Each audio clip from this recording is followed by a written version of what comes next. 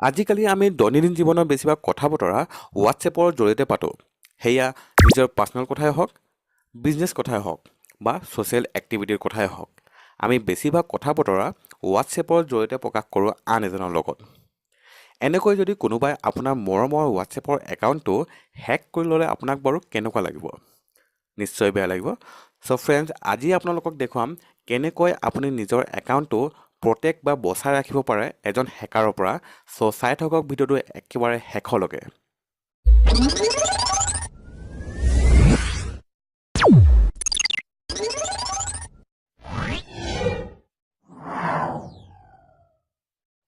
Friends, ইয়াৰ বাবে আপোনালোকে কোনো ধৰণৰ থাৰ্ড পাৰ্টি এপ ইনষ্টল কৰিব নালাগে।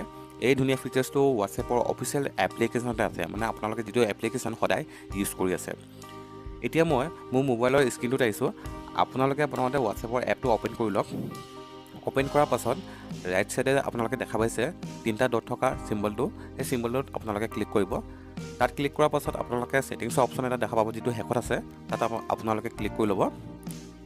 তাত ক্লিক কৰাৰ পাছত আপোনালোকে একাউণ্টৰ এটা অপশ্যন দেখা পাব, তাত আপোনালোকে ক্লিক কৰি ল'ব। চ' ফ্ৰেণ্ডছ, আপোনালোকে এতিয়া দেখা পাইছে 2 ষ্টেপ ভেৰিফিকেশ্যন। সেই অপশ্যনটোত আপোনালোকে ক্লিক কৰি লওক।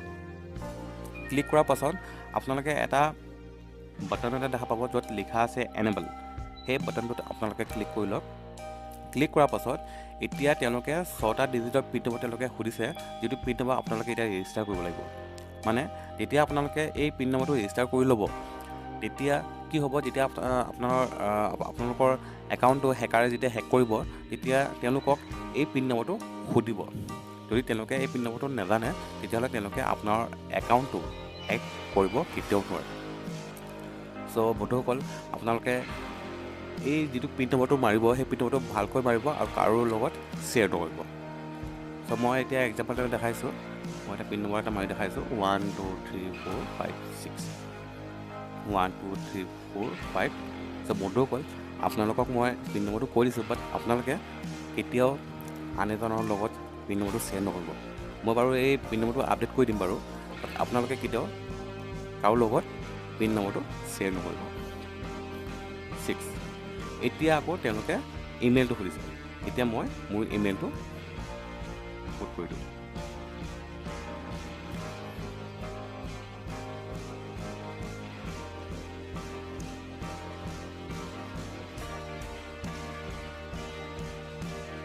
তেওঁলোকে আকৌ এবাৰ কনফাৰ্ম কৰিব দিছে।